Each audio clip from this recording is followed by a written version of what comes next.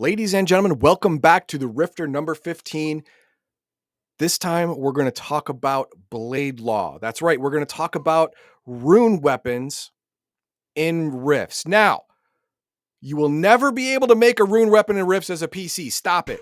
That dream, I want to kill it right now before it takes flight in your pretty little imagination. That's not going to happen. This deals with rune weapons and how you can manipulate them a little bit, how you can mold them this way or that way, or just flat out trick them into doing your bidding. That's what we're going to do, and we're going to do it right now. All right, here we go. During the let's focus in a little more. No, I don't want to do that. There we go. During the Elf-Dwarf War, the dwarves' rune weapons were the bane of the elves. The secrets of rune magic were closed to them. In response, the Elven Magi developed spells that would let them study, subdue, and then control captured blades, turning them on their creators. Wow. So that's where this whole section are elves trying to fight back. They don't know how to make rune weapons. They don't know how to destroy rune weapons because they're basically indestructible unless you have a weird cauldron from a couple of rifters ago. But now we can abuse them. And that's exactly what they're doing. The Book of Blade Law. The spells contained within our spells lost to common spell knowledge that allow a wizard to study, manipulate, and ultimately control a rune weapon or item. In game terms, these are all relatively high-level spells, as the magic involved is complex and alien to the wizards of today. Priests of some elven gods or old gods once worshipped by the elves may be granted these spells under special circumstances, but most gods do not know them or have forgotten their use. And we're not going to go over all of them. We're going to go over some of them. Blade lore. This is okay. Now I'm gonna tell you right now, drink, because this is very reminiscent of Earth Dawn, where the history of something is very important. Now, a rune weapon is intelligent. It has an alignment. It has a predilection to do a certain thing. Blade lore will give the spellcaster the knowledge of these things. So it will give you the alignment of the blade, the level of intelligence, its purpose, its level of perception. Can it only see? Can it only hear? Can it do both? Can it do neither? Who knows? Well, I do. Age and founding race of the rune weapon, list of its lesser rune weapon powers, and when all the points above are known, the following can then be determined. Individual major powers, individual curses. You want to know what you're dealing with. If you have a sword here, and it is a soul drinking weapon that curses its user to slowly transform into a vampire, you'd probably want to know that before you start using it. I have a question. Yeah. This wasn't already in the game? No. This spell was not in the game. You just had to roll your dice and take your chances. Wow. Okay. Yeah. Yes. I don't know if I want to call that an oversight or not, because I think by not having it in the game, it makes people want to stay away from rune weapons, which I think is probably the point. Yeah. Right. At the same time, if it's going to be an integral part of the game, it seems like this should have existed before then, even if rare. I agree. But it exists now. And then we have the blade beguiles. We have lesser, greater, and true.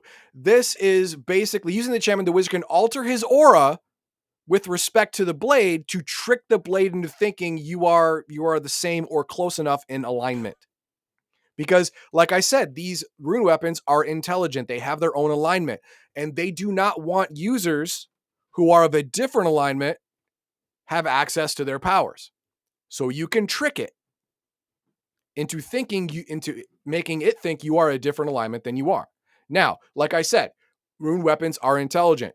It might figure out through your actions that you're not really a good guy.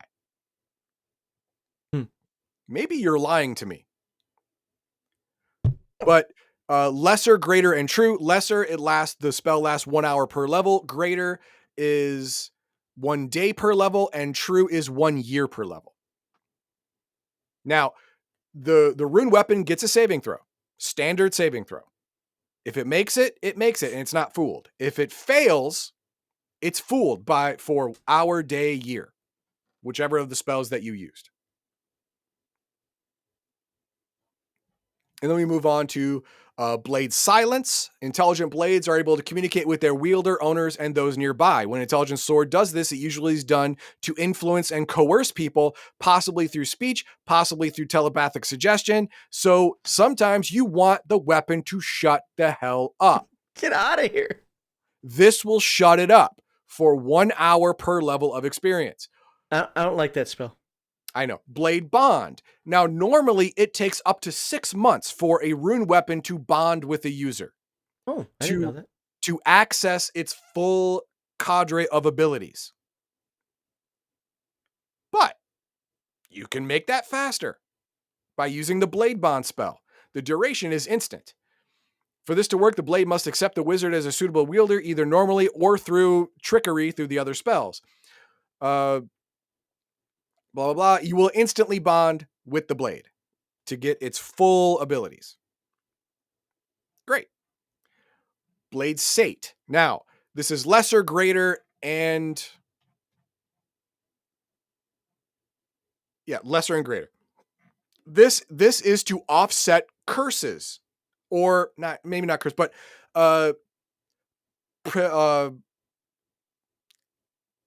the instincts of the blade. For example, most soul drinking rune weapons want to drink souls. Will push you constantly to, no, dude, take this dude's soul, plunge me into his heart so I can drink his soul. Do it, Billy, do it. Well, this will trick the sword into thinking it's already been sated. Its predilection has been done. It'll feel like you did do it. Okay. 1 hour per level of experience, or 10 minutes per level of experience. Then we have Blade Mastery. The spell requires first blade be bonded, either normally or with the spell. Gives a wizard a temporary telepathic link with the blade, which the wizard is able to command and wield the blade even at an extreme range, and have access to all the blade's usual powers, even if you are not around it. Up to 1,000 feet plus 200 feet per level of experience. Normally, a rune weapon, you have to be holding it or touching it to access its abilities. But with this spell, you do not. You cast this spell, and for 1 minute per level, you can use its abilities as if you were holding it. Great. Blade Domination. Spell successful gives the wizard complete domination over a rune blade. The blade's alignment and intelligence can be overridden. Curses are ignored, and powers can be used at the wizard's will up to the normal limits. Basically, you are considered master of the blade, and the blade is like, yep, you're my master, and will do whatever you want. For 1 hour per level of experience. After that is over and you do not cast it again, or you cast it and then it saves, it's going to be pissed. Remember, intelligent weapon. You duped it hard. It's going to be mad at you. And angry, intelligent, severely magical weapons got some game. So be ready for that. And this one removes curses. Blade Absolution Lesser, Blade Absolution Greater. It removes curses for a specific period of time. The Lesser is 1 hour per level of experience of the caster, and the Greater is 1 day per level. That means the curse will not affect you for that long. So you can use it safely without being subject to the curse. Great. Awesome. Now, I want to note that the lesser version is 100 PPE. And that's only saving you for your level of experience in hours. The greater version is 300 PPE. Most people don't have 300 PPE. This is a blood sacrifice, or you're on a rift and it's like the winter solstice with a lunar eclipse or whatever to get that kind of PPE, right? So this is not easy stuff. Then we have Blade Question. You're able to force truthful answers out of the blade. Blade Drain. Rune weapons are among the most powerful enchanted items in the face of Palladium, and as such, they are a potential source of massive amounts of PPE. This enchantment lets the wizard attempt to rip that PPE out of the blade for his own ends, up to a limit of 30 PPE per level of the wizard. While this cannot permanently damage a blade, it can temporarily shut it down, isolating the blade's entity that's trapped inside and stripping it of all of its powers. The blade effectively becomes an indestructible piece of metal. The spell is instantaneous, but the blade suffers the draining effect until it recover and recharge its PPE at 20 per hour for lesser blades and 40 per hour for greater ones. So you can use it as a PPE battery. Okay, great. But the blade will be pissed at you. Again, it's intelligent and powerful. Why would you do this? Now it's all angry all the time. Commune with blade is the same as commune with spirits. If the blade normally communicates with empathy or whatever, you can actually talk to it. Backlash. Rune blades are intelligent to some degree, and they are almost all created with a purpose in mind. Obviously, to be effective, the blade needs a wielder, but not all wielders will have the same goals. To dissuade these undesirables from abusing their power, rune blades often have the ability to damage a wielder. Now, this whole section is about, once you pissed off the rune blade, what's it going to do to you now?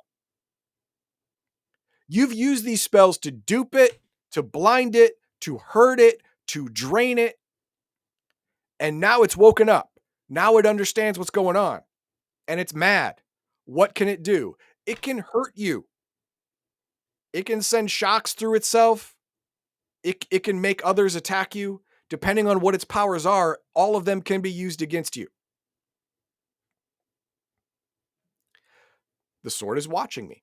One question anyone dealing with a blade should be aware of is exactly how much of the surrounding world the rune weapon is able to perceive. Is it limited only to what the wielder perceives? More? Less? This may sound like a trivial question, but consider the consequences of taking a starving soul drinker into a crowded marketplace, or plotting the death of a dwarven warrior in the presence of a dwarven blade. Whenever something happens that the blade would be aware of, the game master should make a perception check for the blade, and it may or may not like what you're doing or what it sees. Remember, most rune weapons in Palladium Fantasy were made by dwarves. So, if you start doing things against dwarves, it may not like it and punish you, as the last section. Or it'll talk to you, hey, don't do that. No. I won't work for you anymore if you do this. Could be something like that. So yes, the blade is its own NPC, and the game master should treat it accordingly. And then there are curses. There are many rune weapons out there with curses. There's a lot of them that will turn you into a dwarf. I crap on you not. There is stuff written in books like this hammer is like Thor's hammer. It's Mjolnir. It has all the abilities, all great. But after 6 months, when you bond with it, every week thereafter, you have to make a saving throw. You fail the saving throw, you start turning into a dwarf. You become shorter. You get dwarven racial abilities, all that stuff. You like chick with beards? Yeah. You get all dwarven abilities and dwarven urges. You want to live underground. You want to collect shiny crap. All that stuff. You basically become a dwarf. Curses like that happen all the time. And I would not personally say like a lesser rune weapon would have a curse like that. No. The harshness of the curse should be exactly the same level as the level of the weapon. So something that turns you into a dwarf would probably be only for a greater or greatest rune weapon. A lesser rune weapon would not have a curse like that. Maybe, you have to drink blood every week, but it could be the blood of an animal. All right, fine. Lesser rune weapon might have that curse. Okay, cool. Whatever. And that is it. So this whole section was not about making rune weapons, not about destroying rune weapons, because both things are all but impossible, but handling rune weapons in your campaign. Rune weapons are there. How do people handle them? This is a way to do that. Now, do you need it in your game? Obviously not. No, you do not. But if the main bad guy that you are fighting has a rune weapon, this may be some of these spells may be important for the players to find to help deal with the rune weapon, especially the weapon silence spell. The evil demigod bad guy of the whole end of the adventure has this giant rune weapon that fires a disintegration beam. Well, if the weapon can't sense the outside world, can't target you, silence the weapon. Stuff like that can be done in your campaign. I gotta be honest. Any comments? I started off wanting this chapter, and now that I heard about it, I think most of those spells, I get the PPE cost, but they just seem to me to be like ways like I don't want to deal with the side effects of a rune weapon, and I think that without that backlash, and I know you talk heavily about that, but as a game master, you have to use that backlash. Yeah. These things, rune weapons aren't, even a lesser rune weapon isn't just like, oh, I got a magic sword now. No, you've got a world-changing item, potentially world-changing item, even if it's a lesser. It's still indestructible. It still has a half dozen list of innate abilities. It is no joke. Yeah, I don't know. I think too many of them. Yeah. That's just my opinion. Yeah, too many of those abilities supersede. It's like you want your cake and eat it too. And the argument, I know somebody's going to put in the comments, yeah, but it's only for an hour. It's only for a day. But if you only need the sword one time to do a task, you basically then you throw it into a pit forever and forget about it, then it's fine. Great. So clearly these spells won't work on a rune staff since it says blade. Can I get an errata question to clear it up? Stop it. No, he's making fun of the last I know what he's doing. I mean, that is the type of errata question that we talked about. That would be previously. in the Q&A. Yeah. All right. Owning a rune weapon is like having an annoying girlfriend. What do you want for dinner? You pick. Okay, meatloaf. Honey, I really wanted souls, though. He's not far off. He's not far off. That was a good one. All right, Grizzly Beardo says, I'm thinking of a wizened old NPC wizard. He's been keeping the soul drinker under control with these spells for decades, but it's taken a toll on him. Can someone in the party take up his burden? Hey, that is a great start to an adventure. I like that. That's a hook and line. Now I'm looking for the sinker. No. You thought you could, but no. Also, I want to know how he was doing this for decades. Where is he getting that PPE? I don't think, just to be clear, I don't think it's the rune sword that was messing with him. I think it's all the sacrifices he had to do to get that power. Could be it. Yeah. All of the ritual sacrifices could have really done him in a bit. Scrambled his brains up. Hey, stop it. And the Maker's Blade made Logan Ninefingers take the lives of some of his best friends. Yeah. Yeah. Especially greatest rune weapons. They are very intelligent. They have a very high MA, ME, all that stuff. And they have telepathic abilities that can invade your mind, plant thoughts that you didn't have, but you think they're yours, and even influence people around you into attacking you. So you attack back so it can have a soul to drink. These things are relentless. So yeah, having some control over them, especially if it's an evil alignment one, can be important just to get it to somewhere where no one can touch it. So I'm not the Rifts guy, so this is actually intriguing to me. I'd like your comments on this. Okay. Maybe I played Rifts for too long, but rune weapons don't seem particularly powerful in that setting and aren't worth the effort. No, they are particularly powerful because all rune weapons are magic weapons. They do mega damage. And as a matter of fact, to supernatural creatures, they usually do multipliers of damages. For example, against a Splugorth, I believe it's ×3 damage. Against a ×2 or ×3. Against a vampire intelligence, it's ×3 or ×4. You know, there are some that if it actually says in the rune weapon description, it's a good rune weapon against evil alignment, it does ×3, ×4, ×5 damage to supernatural evil. So yeah, it is good to rifts. I mean, also for a rune weapon bypasses all protection. So a rune weapon would be like a silver weapon to a vampire or a lycanthrope. So it react the same. And I think Michael has a good follow-up comment here. I'm not going to sword fight a Splugorth. That's why we have missiles. Well, but if you had this sword, maybe you would. Fair enough. All right, that's all we had now. And you are covering in the last segment for today. What again? Morphous tables. Oh, that's right. Right. We're going to in the next video, we are going to talk about Nightbane and new possible Morphous tables that your Nightbane will turn into when he becomes his Morphous form. Now, are all of these great? No. Can't be. Can't. Not everything's a winner. Come on. But some of them are great, some of them are good, some of them are really campaign dependent. Is your campaign a comedy? Some of these are going to be great. Others are really not. But we will see that next time. Hopefully you join us. See you then. I'm looking forward to the peanut butter jelly time, Morphous. There you go.